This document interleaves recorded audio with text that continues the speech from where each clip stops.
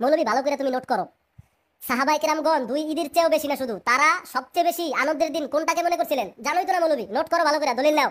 সহিহুল বুখারী 1761 পৃষ্ঠা 3925 নম্বর হাদিস, হযরত বারা ইবনে আযিব রাদিয়াল্লাহু তাআলা আনহু থেকে বর্ণিত, তিনি বলেন, ফামা রাআইতু আহলাল মাদিনাতি ফারিহু বিশাইইন ফারাহাহুম বিরাসূলিল্লাহি সাল্লাল্লাহু আলাইহি ওয়াসাল্লাম। প্রিয় নবীজি সাল্লাল্লাহু আলাইহি ওয়াসাল্লাম যেই দিন মদিনা মুনাওয়ারায় আগমন করেছিলেন, সেই দিন অর্থাৎ সেই দিন ছিল 12 রবিউল আউয়াল। সেই দিন মদিনাবাসীগণ এতটাই আনন্দিত হয়েছিলেন যে সাহাবী বলতেছেন যে আমি অন্য কোনো কিছুতে অন্য কোনো দিন সাহাবীদেরকে এত বেশি আনন্দিত হতে দেখি নাই। যে সাহাবী রিওয়ায়াত করতেছেন উনি বলতেছেন যে প্রিয় নবীজি সাল্লাল্লাহু আলাইহি ওয়াসাল্লাম যেদিন মদিনায় আগমন করেছেন ওই দিন সাহাবায়ে কেরামগণ এত খুশি হয়েছেন যে সাহাবায়ে কেরামগণকে অন্য কোনো দিন অন্য কোনো কিছুতে এত আনন্দিত হতে দেখি নাই। তাহলে সাহাবায়ে কেরাম দুই ঈদের চেয়েও বেশি, সব কিছুর চেয়ে বেশি প্রিয় নবীজির আগমনের খুশিতে খুশি হয়েছেন, আনন্দিত হয়েছেন, সবচেয়ে বড় আনন্দ মনে করছেন। এই মৌলবী তো এটি পড়ে নাই। এই দলিল, এই যে সহিহ বুখারীর এই দলিলই তো বোঝা যায় যে 12 রবিউল আউয়াল, চিন্তা করেন যে মদিনায় আগমনের দিনটাও ছিল 12 রবিউল আউয়াল তারিখ, একই তারিখ ছিল। প্রিয় নবীজির মিলাদুন নবীর যে তারিখ, মদিনায় আগমনেরও সেই একই তারিখ। শুধু মদিনায় আগমনের কারণে সাহাবীগণ সেই দিনটিকে সবচেয়ে বড় আনন্দের দিন মনে করছে। তাহলে এই একই তারিখে 12 রবিউল আউয়ালে প্রিয় নবীজি সাল্লাল্লাহু আলাইহি ওয়াসাল্লাম এই দুনিয়ায় তাশরীফ আনছেন। তাহলে নিঃসন্দেহে সবচেয়ে বড় সর্বশ্রেষ্ঠ আনন্দের দিন ঈদের দিন 12 রবিউল আউয়াল মিলাদুন নবীর দিন, এতে কোনো সন্দেহ নাই, বিন্দু পরিমাণ সন্দেহ নাই। আসসালামু আলাইকুম ওয়া রাহমাতুল্লাহি ওয়া বারাকাতুহু। ইন্নাল হামদুলিল্লাহ নাহমাদুহু ওয়া নুসাল্লি আলা রাসূলিহিল কারীম।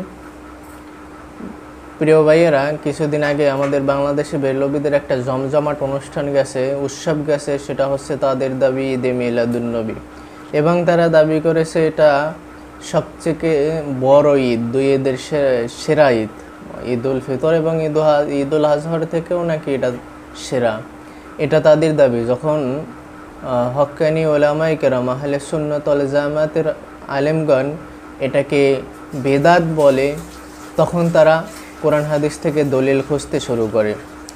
এরকম অনেকে অনেক দলিল দেয়, কিন্তু এই যে ভাই দলিল দিছে, এখানে আমি আপনাদের সাধারণ মনে কিছু প্রশ্ন করি। একটা হচ্ছে রাসূল সাল্লাল্লাহু আলাইহি সাল্লাম মক্কা ছেড়ে মদিনায় আগমন করেছে, উনি যে হাদিসটা বললেন উনি এখানে দাবি করেছেন 12 রবিউল আউয়াল, কিন্তু হাদিসের ভিতরে 12 রবিউল আউয়াল শব্দটা নেই। আপনারা দেখবেন, হাদিসটা আমার ডিসক্রিপশন বক্সে আমি দিয়ে দিচ্ছি। 1, 2 হচ্ছে রাসূল সাল্লাল্লাহু আলাইহি সাল্লাম যখন মক্কা ছেড়ে মদিনায় আগমন করেন, তারপরে যতগুলো সূরা নাজিল হয় সেগুলোকে মাদানী সূরা বলা হয়। আমরা জানি সূরা বাকারা একটি মাদানী সূরা, কিন্তু এই সূরায় আল্লাহ সুবহানাহু ওয়া তাআলা 183 নম্বর আয়াতে যে সিয়াম ফরজ করেছে, ইয়া আইয়ুহাল্লাযীনা আমানু কুতিবা আলাইকুমুস সিয়ামু কামা কুতিবা আলাল্লাযীনা মিন ক্বাবলিকুম লাআল্লাকুম তাত্তাকুন। হে ঈমানদারগণ, তোমাদের পূর্ববর্তী লোকের ন্যায় তোমাদের উপর সিয়ামকে ফরজ করা হলো যাতে তোমরা তাকওয়া অবলম্বন করতে পারো বা আল্লাহ ভীতি অর্জন করতে পারো। তাহলে রাসূল সাল্লাল্লাহু আলাইহি সাল্লাম যখন মদিনায় হিজরত করে আসেন, তারপরে 2 বছর পরে সিয়ামকে ফরজ করা হয় এবং ঈদ শুরু হয়। এর আর একটা দলিল হচ্ছে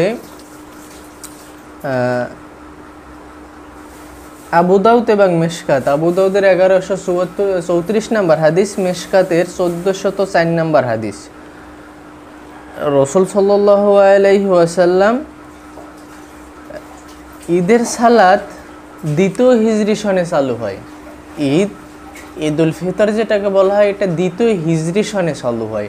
আর আমরা সকলেই জানি যে রাসূল সাল্লাল্লাহু আলাইহি সাল্লাম মক্কা ছেড়ে মদিনায় আসার দিনকে কেন্দ্র করে হিজরি সন গণনা করা হয়।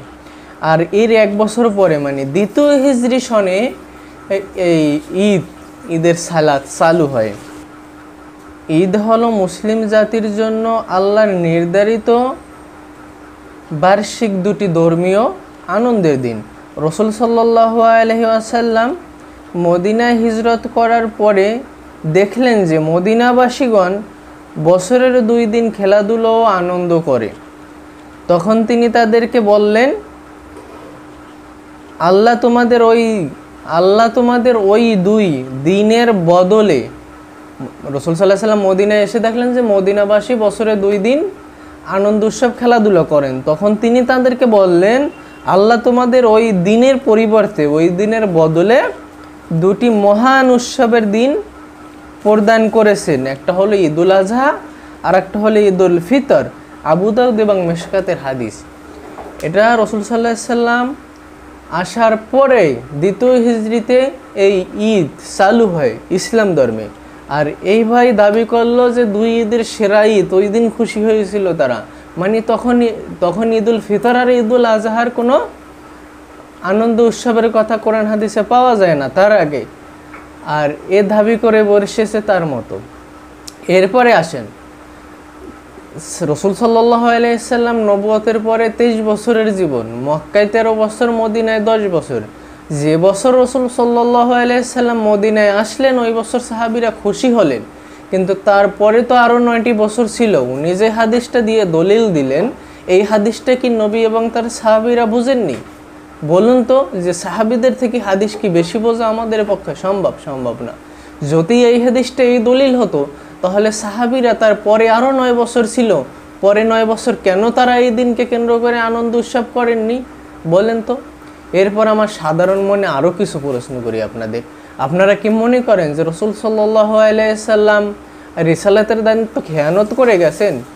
রাসূল সাল্লাল্লাহু আলাইহি সাল্লাম কি এমন কোনো কাজ বাকি রেখে গেছেন আমাদেরকে বলতে, যেটা করলে আল্লাহ খুশি হবে বা আমরা জান্নাতের নিকটে পৌঁছে যাব বা আমরা জান্নাতের উঁচু মাকামে পৌঁছে যাব, কিন্তু রাসূল আমাদের শিখান নাই? আপনারা কি এরকম মনে করতে চান? কাল্লা, কখনো না। রাসূল সাল্লাল্লাহু আলাইহি সাল্লাম সম্পূর্ণ দায়িত্ব তিনি পালন করে গেছেন, আমাদেরকে সব জানিয়ে গেছেন, কোনটা করলে আল্লাহ খুশি হবে, কোনটা করলে নেকি হবে, কোনটা করলে জান্নাতে যাওয়া যাবে, আর কোনটা করলে জাহান্নামে যাবে। রাসূল সাল্লাল্লাহু আলাইহি সাল্লাম সব কিছু বলে গেছেন। এখন দেখুন তো, যে তার কথা যদি সত্যি হয় তাহলে সাহাবীরা হাদিস বোঝেননি, আর সাহাবীরা যদি হাদিস বোঝে তাহলে তারা বুঝতে না। বিচার আপনারা করুন, আমি এর থেকে বেশি কিছু বললাম না। আসসালামু আলাইকুম ওয়া রাহমাতুল্লাহি ওয়া বারাকাতুহু। আল্লাহ বলেন, যার হক এসেছে সত্য, ওয়াজাহাকাল বাতিল, চলে গেছে মিথ্যে। ইন্নাল বাতিলা নিশ্চয় মিথ্যে, কানা যাহুকা চিরদিন মিথ্যে।